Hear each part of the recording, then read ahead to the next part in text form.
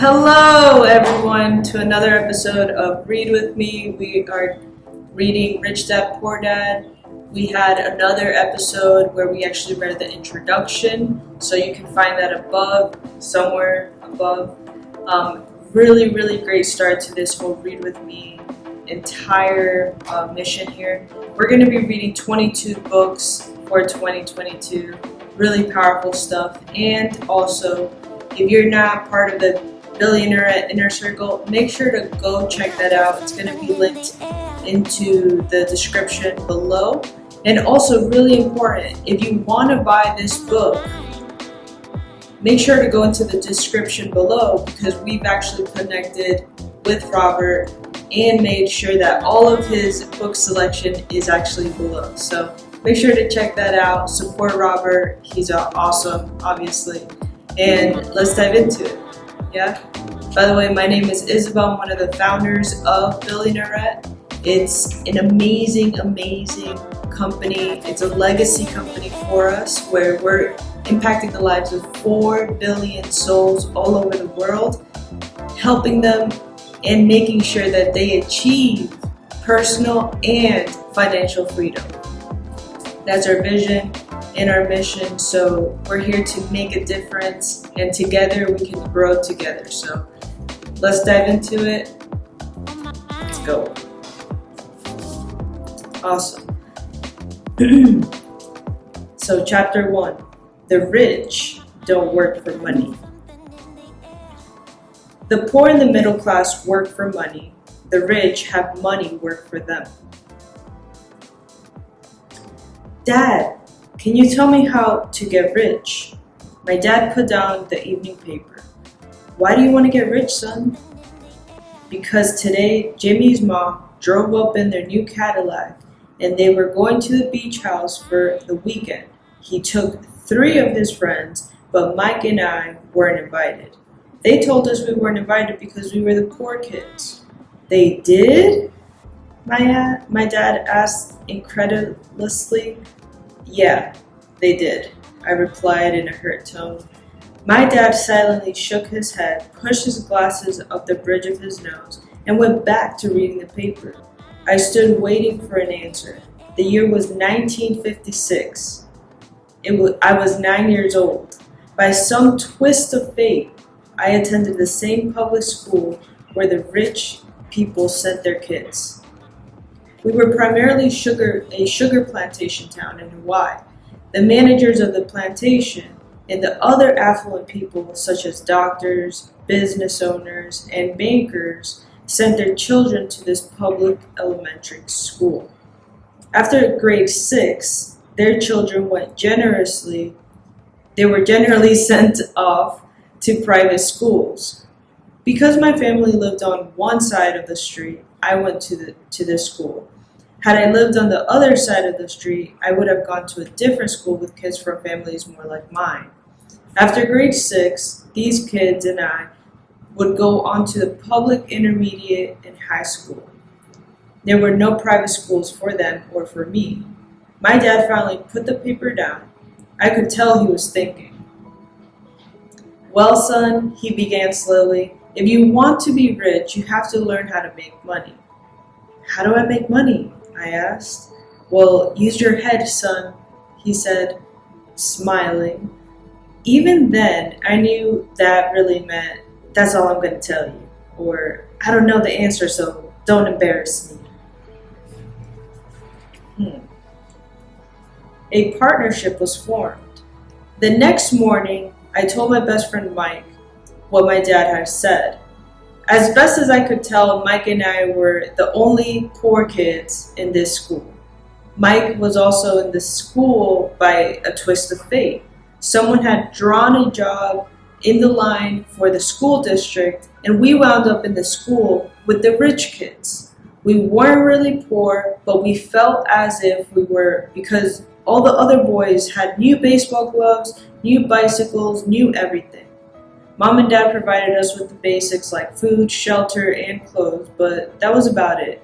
My dad used to say, if you want something, work for it.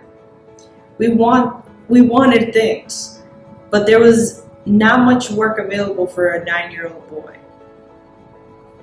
So what do we do to make money? Mike asked. I don't know, I said. But do you want to be my partner? He agreed, and so on that Saturday morning, Mike became my first business partner. We spent all morning coming up with ideas on how to make money. Occasionally, we talked about all the cool guys at Jimmy's beach house having fun. It hurt a little, but that hurt was good because it inspired us to keep thinking of a way to make money. Finally, that afternoon, a bolt of lightning struck. It was an idea Mike got from a science book he had read. Excitingly, we shook hands and the partnership now had a business. For the next several weeks, Mike and I ran our neighborhood, knocking on doors and asking our neighbors if they would save their toothpaste tubes for us. With a puzzled look, most adults consented with a smile. Some asked if what we were doing was okay, and some of them were asking what we were doing. To which we replied, "We can't tell you. It's a business secret." My mom grew distressed. As the weeks wore on, we had selected a site next to her washing machine as the place we would stockpile our raw materials. In a brown cardboard box that at one time held ketchup bottles, our little pile of used toothpaste tubes began to grow. Finally, my mom put her foot down. The sight of her neighbor's messy, crumpled, and used toothpaste tubes had gotten to her. "What are you boys doing?" she asked. "And I don't want to hear again that it's a business secret. Do something with this mess or I'm going to throw it out." Mike and I pleaded and begged, explaining that we would soon have enough and then we would begin production. We informed her that we were waiting on a couple of neighbors to finish their toothpaste so we could have their tubes. Mom granted us a 1-week extension. The date to begin production was moved up and the pressure was on. The first partnership was already being threatened by an eviction notice by my mom. It became Mike's job to tell the neighbors to quickly use up their toothpaste, saying their dentist wanted them to brush more often anyway. I began to put together the production line. One day, my dad drove up with a friend to see 9-year-old boys in the driveway with a production line operating at full speed. There was fine white powder everywhere.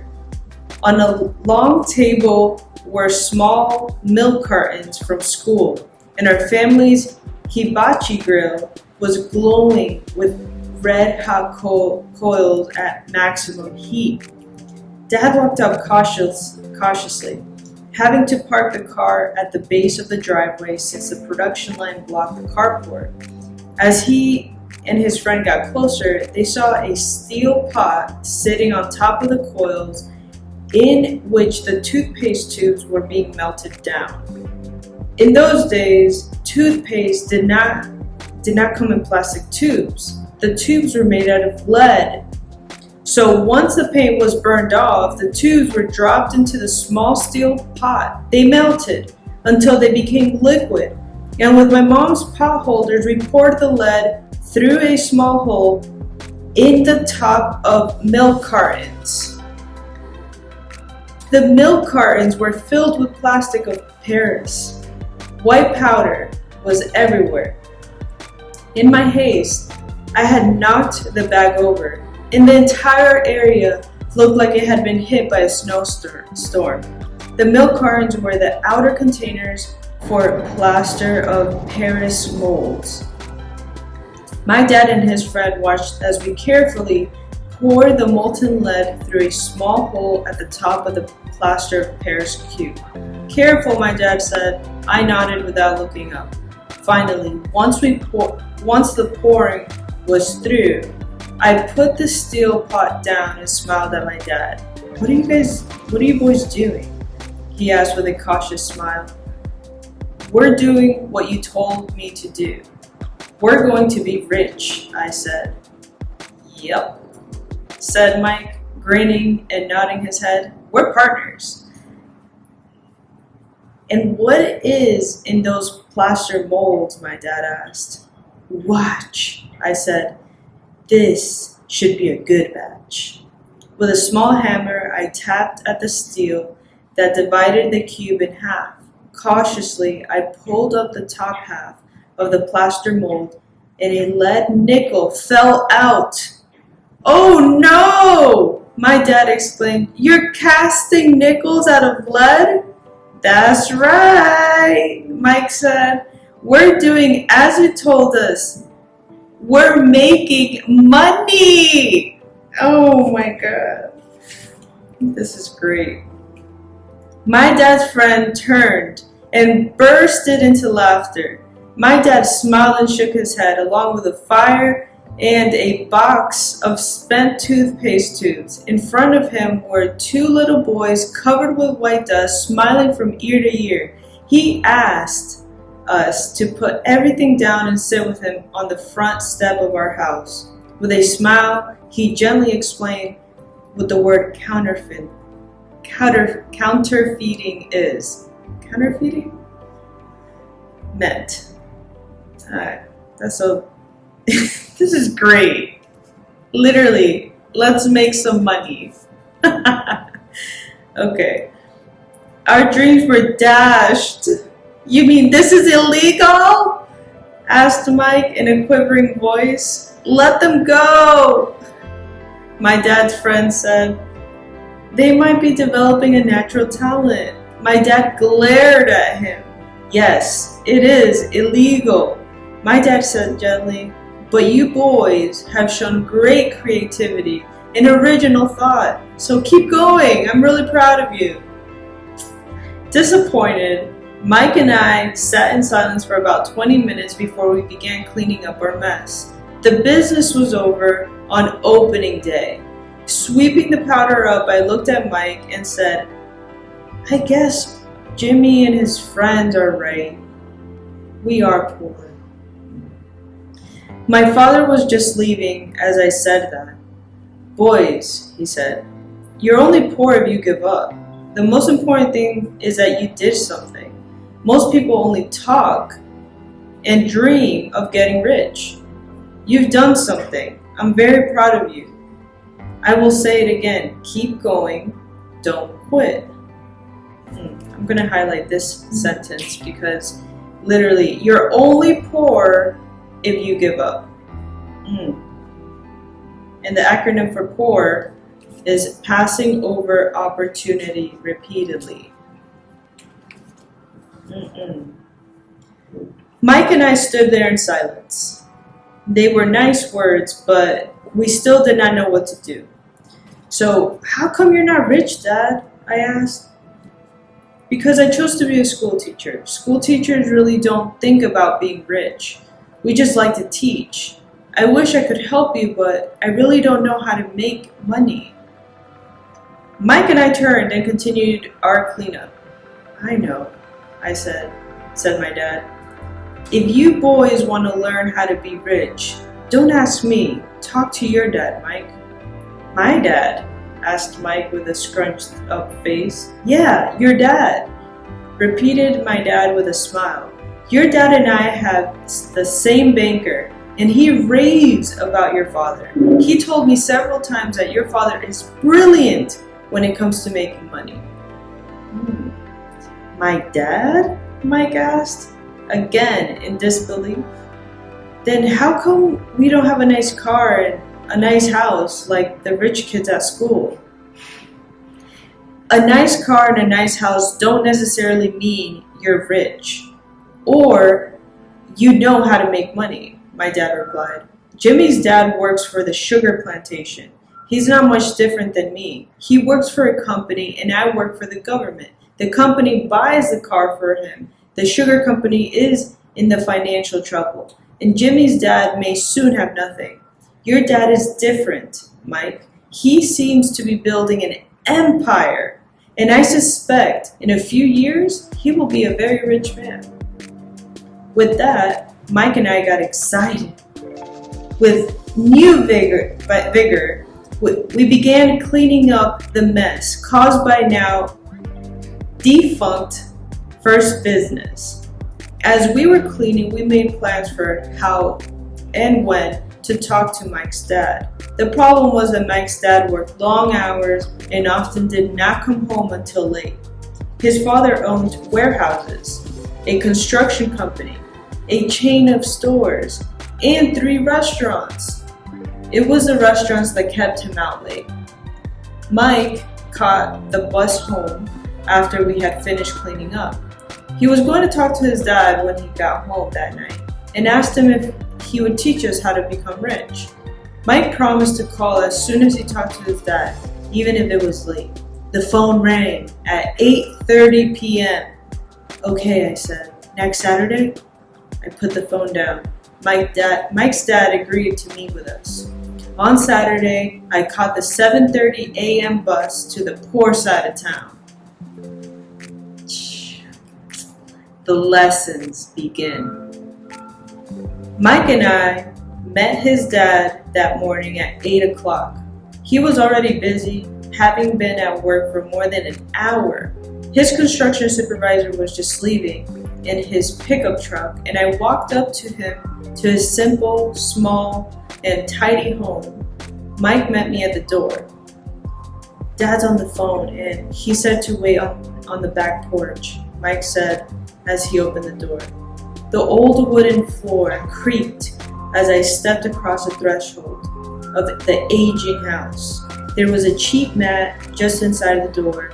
The mat was there to hide the years of wear from countless footsteps that the floor has supported. Although clean, it needed to be replaced. I felt claustrophobic as I entered the narrow living room that was filled with old, musty, overstuffed furniture that today would be a collector's item. Sitting on the couch were 2 women, both a little older than my mom. Across from the woman sat a man in a workman's clothes. He wore khaki slacks and a khaki shirt, neatly pressed but without starch, and polished work boots. He was about 10 years older than my dad. They smiled at Mike and walked past them towards the back of the porch. I smiled back shyly. Who are those people? I asked. Oh, they work for my dad. The older man runs his warehouses. The women are the managers of the restaurants. And as you arrived, you saw the construction supervisor who was working on a road project about 50 miles from here. His other supervisor, who is building a track of houses, left before you got here. Does this go on all the time? I asked. Not always, but quite often, said Mike, smiling as he pulled up a chair to sit down next to me. I asked my dad if he would teach us to make money, Mike said. Oh, and what did he say to that? I asked, cautiously with curiosity. Well, he had a funny look on his face at first, and then he said that he would make us an offer. Oh, I said, rocking my chair back against the wall. I sat there perched on 2 rear legs of the chair. Mike did the same thing. Do you know what the offer is? I asked. No, but we'll soon find out. Suddenly, Mike's dad burst through the rickety screen door and onto the porch. Mike and I jumped to our feet, not out of respect, but we were startled. Ready, boys? He asked as he pulled up a chair to sit down with us. We nodded our heads as we pulled our chairs away from the wall to sit in front of him. He was a big man, about 6 feet tall and 200 pounds. My dad was taller, about the same weight, and 5 years older than Mike's dad. They sort of looked alike, though of the same ethnic makeup. Maybe their energy was similar. Mike says he wants to learn money. Is that correct? I nodded my head quickly, but with a little trepidation. He had a lot of power behind his words and his smile. So he asked, Mike says you want to learn to make money. Is that correct, Robert? Okay, well, here's my offer. I'll teach you, but I won't do it classroom style. You work for me, I'll teach you. You don't work for me, I won't teach you. I can teach you faster if you work, and I'm wasting my time if you just want to sit and listen like you do in school. So that's my offer. Take it or leave it. May I ask a question first? I asked. No, take it or leave it. I've got too much work to do to waste my time. If you can't make up your mind decisively, then you'll never learn to make money anyway. Opportunities come and go. Being able to know when to make quick decisions is an important skill. If you have the opportunity that you ask for, school's beginning, or it's over in 10 seconds. Mike's dad said with a teasing smile. Take it, I said. Take it, said Mike. Good, said Mike's dad. Mrs. Martin will be in 10 minutes. After I'm through with her, you'll ride with me to my Serpent and you can begin working. I'll pay you 10 cents an hour. And you'll work for 3 hours every Saturday. But I have a softball game today, I said. Mike's dad lowered his voice to a stern tone. Take it or leave it, he said. I'll take it, I replied, choosing to work and learn instead of playing. That was a strong chapter. I'm going to highlight the part where he mentions this part right here. If you can't make up your mind decisively, then you'll never learn to make money anyway.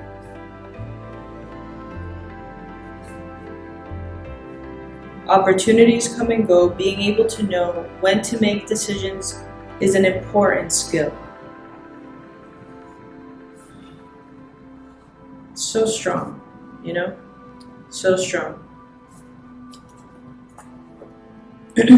30 cents later. By 9 a.m. that day, Mike and I were working for Mrs. Martin. She was a kind and patient woman. She also said that Mike and I reminded her of her 2 grown sons. Although kind, she believed in hard work and kept us moving. We spent 3 hours taking canned goods off the shelves, brushing each can with a feather duster to get the dust off, and then restacking them neatly. It was excruciating, boring work. Alright, 30 cents later. By 9 a.m. that day, Mike and I were working for Mrs. Martin. She was kind and a patient woman. She always said that Mike and I reminded her of her 2 grown sons. Although kind, she believed in hard work and kept us moving. We spent 3 hours taking canned goods off the shelves, brushing each can with a feather duster to get the dust off, and then restacking them neatly. It was excruciating, boring work. Mike's dad, whom I call Rich Dad, owned 9 of these little supermarkets, each with a large parking lot. They were the early versions of the 7-Eleven convenience stores, little neighborhood grocery stores where people bought items such as milk, bread, butter, and cigarettes. The problem was that this was Hawaii before air conditioning was widely used, and the store could not close their doors because of the heat. On the 2 sides of the stores, the doors were wide open to the road and parking lot. Every time a car drove by or pulled into the parking lot, dust would swirl in and settle in the store. We knew we had a job as long as there was no air conditioning. For 3 weeks, Mike and I reported to Mrs. Martin and worked our 3 hours.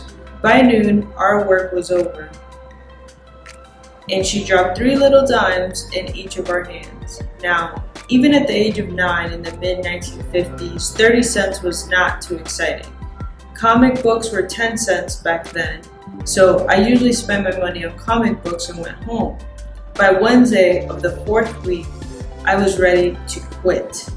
I had agreed to work only because I wanted to learn to make money from Mike's dad, and I was a slave for 10 cents an hour. On top of that, I had not seen Mike's dad since the first Saturday. I'm quitting.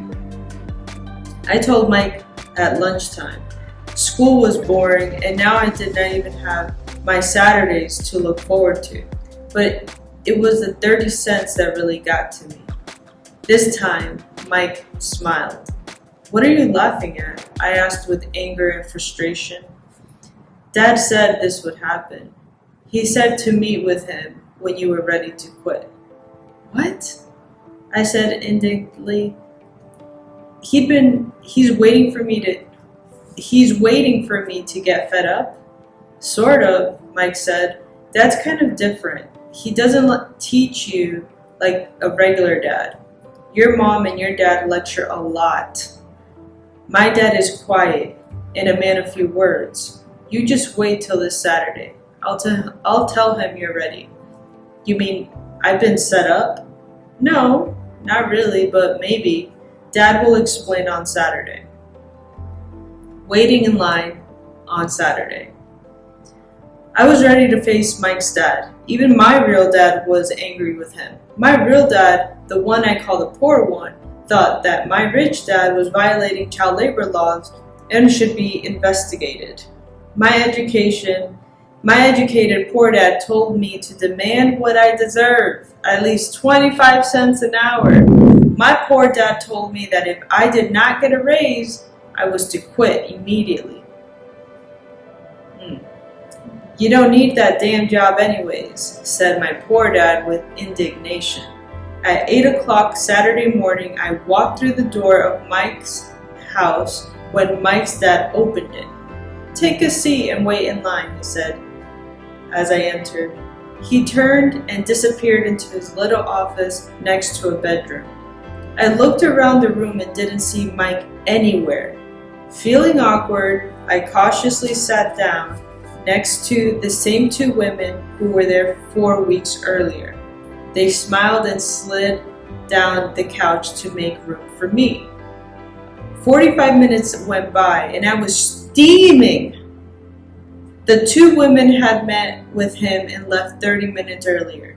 An older gentleman was in there for 20 minutes and was also gone. The house was empty, and here I sat in a musty, dark living room on a beautiful Sunday Hawaiian day, waiting to talk to a cheapskate who exploited children. I could hear him rustling around the office, talking on the phone and ignoring me. I was ready to walk out, but for some reason, I stayed. Finally, 15 minutes later, at exactly 9 o'clock, Rich Dad walked out of his office, said nothing, and signaled me with his hand for me to enter. "I understand you want a raise or you're going to quit," Rich Dad said as he swiveled in his office chair. "Well, you're not going to keep your end of the bargain," I blurted out, nearly in tears. It was really frightening for me to confront a grown-up man. "You said that you would teach me if I worked for you." "Well, I've worked for you. I've worked hard. I've given up my baseball games to work for you, but you haven't even kept your word, and you haven't even taught me anything. You're a crook, like everyone in town thinks you are. You're greedy. You want all the money and don't care of your employees. You made me wait and don't show me any respect. I'm a little boy, but I deserve to be treated better." Rich Dad rocked back in his swivel chair, hands up to his chin, and stared at me. "Not bad," he said. "In less than a month, you sound like most of my employees." "What?" I asked. Not understanding what he was saying, I continued with my grievance. "I thought you were going to keep your end of the bargain and teach me. Instead, you want to torture me? That's cruel. That's really cruel. I am teaching you, Rich Dad said quietly. What have you taught me? Nothing, I said angrily. You haven't even talked to me since I agreed to work for peanuts. 10 cents an hour. Ha! I should notify the government about you. We have child labor laws, you know. My dad works for the government, you know. Wow, said Rich Dad. Now you sound like most of the people who used to work for me. People I've either fired or who have quit. So what do you have to say? I demanded, feeling pretty brave for a little kid. You lied to me. I worked for you and you have not kept your word. You haven't taught me anything. How do you know that I haven't taught you anything? Asked Rich Dad calmly. Well, you've never talked to me. I've never worked for 3 weeks. I've worked for you for 3 weeks and you have not taught me anything, I said with a pout. Does teaching mean talking or a lecture? Rich Dad asked. Well, yes, I replied. But that's how they teach you in school, he said, smiling. But that is not how life teaches you. And I would say that life is the best teacher of all. Most of the time, life doesn't even talk to you. It just sort of pushes you around.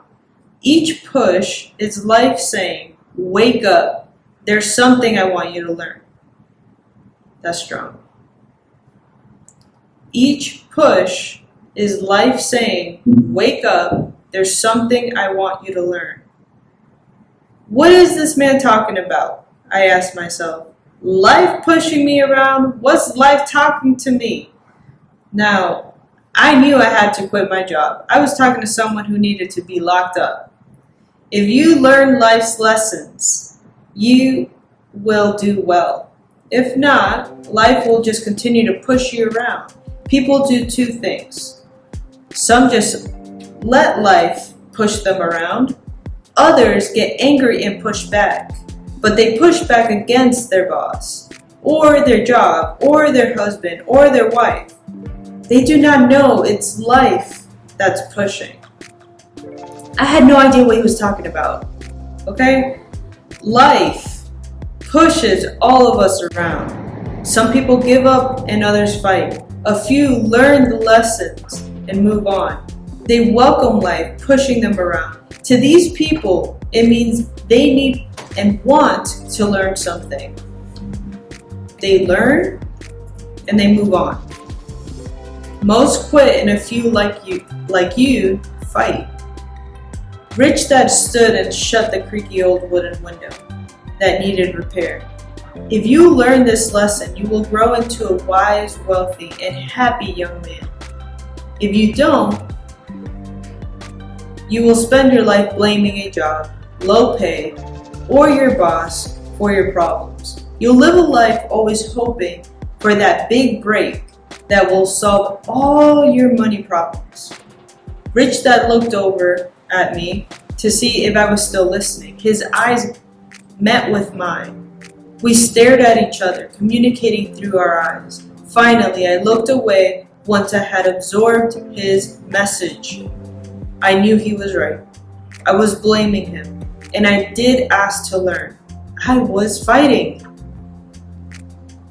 Rich Dad continued.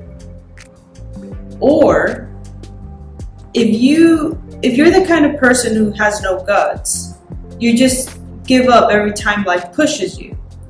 If you're that kind of person, you'll live a life that's playing it safe. Doing the right things, saving yourself for some event that never happens. Then you die, a boring old man.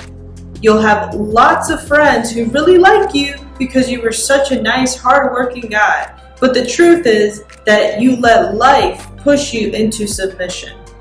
Deep down, you were terrified of taking risks. You really wanted to win. The fear of losing was greater than the excitement of winning. Deep inside, you and only you will know you didn't go for it. You chose to play it safe. Our eyes met again. You've been pushing me around, I asked.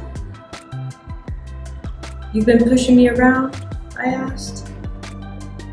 Some people might say that, smiled Rich Dad. I would say that I just gave you a taste of life. What taste of life? I asked, still angry, but now curious and ready to learn. You boys are the first people who have ever asked me to teach them how to make money. I have more than 150 employees, and not one of them has asked me what I know about money. They ask me for a job and a paycheck, but never to teach them about money. So most will spend the best of their years of their lives working for money, not really understanding what it is that they are working for. I sat there listening intently. So when Mike told me you wanted to learn to make money, I decided to design a course that mirrored real life. I could talk until I was blue in the face, but you wouldn't hear a thing. So I decided to let life push you around a bit so you could hear me. That's why I only paid you 10 cents. So what is the lesson I learned from working for only 10 cents an hour, I asked? That you're cheap and exploit your workers? Rich Dad rocked back and forth, laughed and laughed. Finally he said, you'd best change your point of view. Stop blaming me and thinking I'm the problem. If you think I'm the problem, then you have to change me. If you realize that you're the problem, then you can change yourself, learn something, and grow wiser. Most people want everyone else in the world to change but themselves. Let me tell you, it's easier to change yourself than everyone else. Ooh, that's a highlighter point. It's easier to change yourself than everyone else. And then Robert's like, I don't understand. Don't blame me for your problems, Rich Dad said, growing impatiently. But you only paid me 10 cents.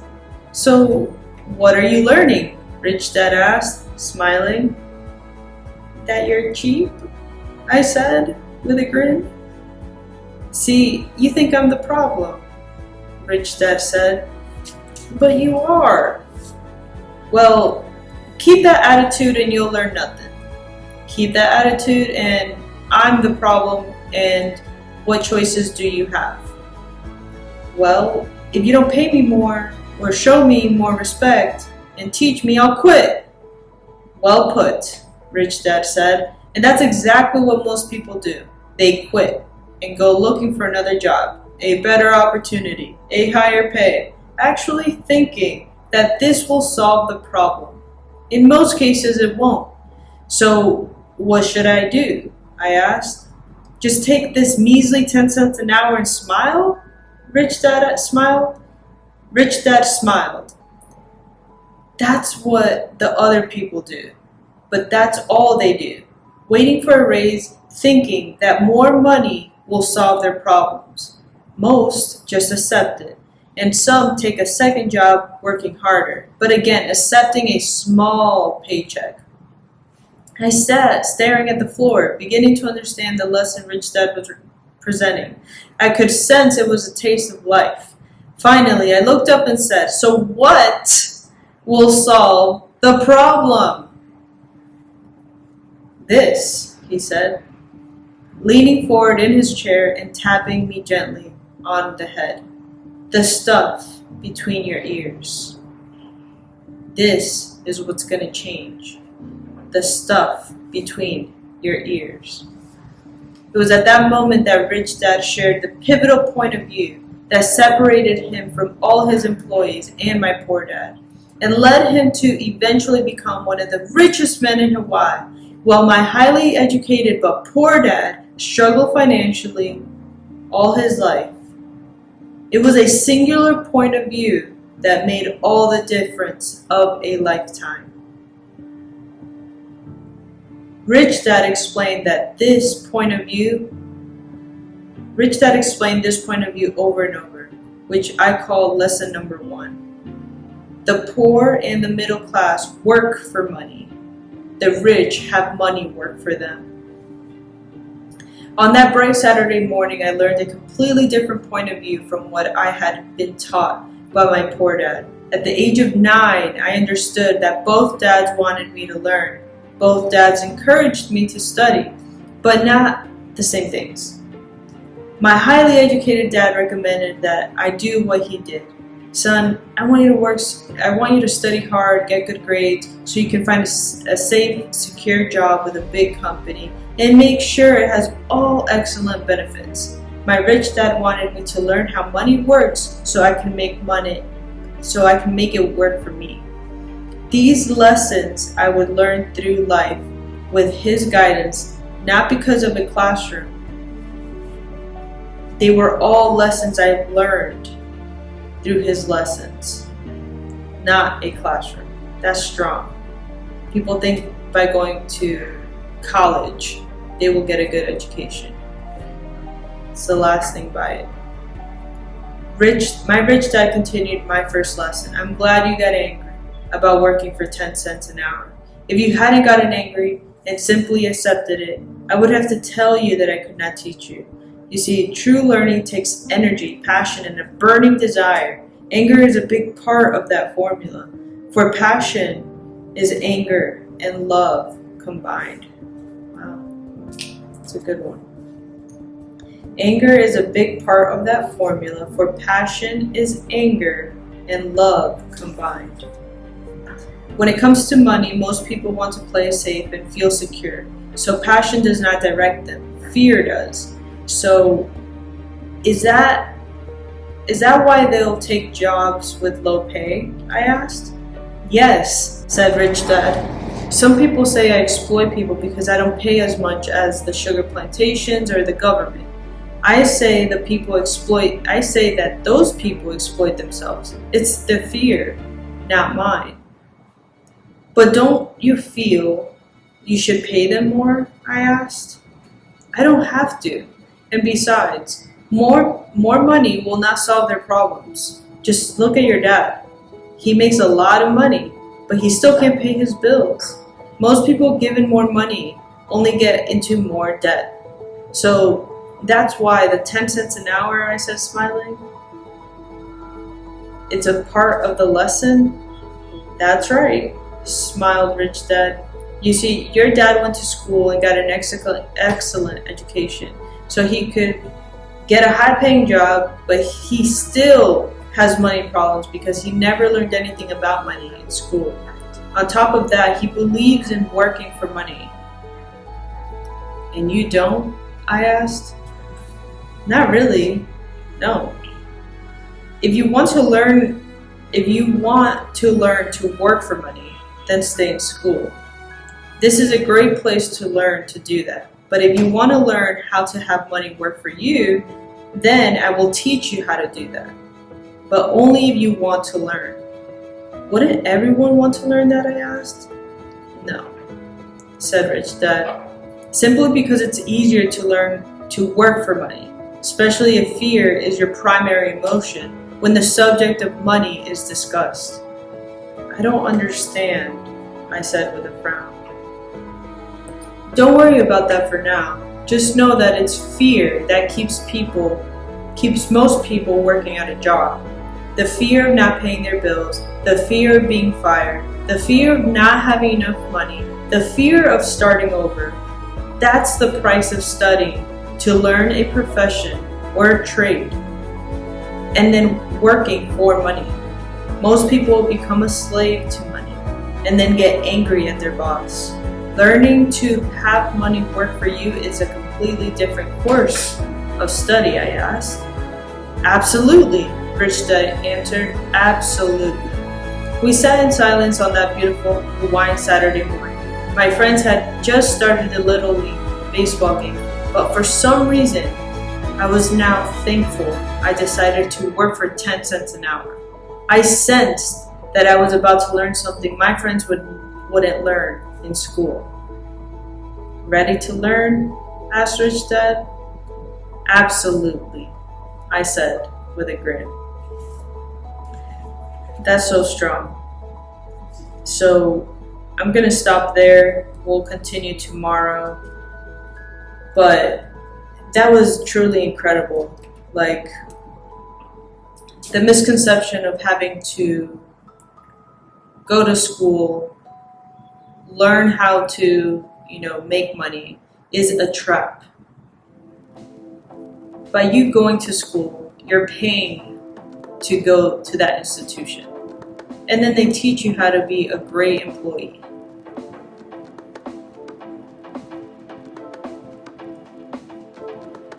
Such a great chapter.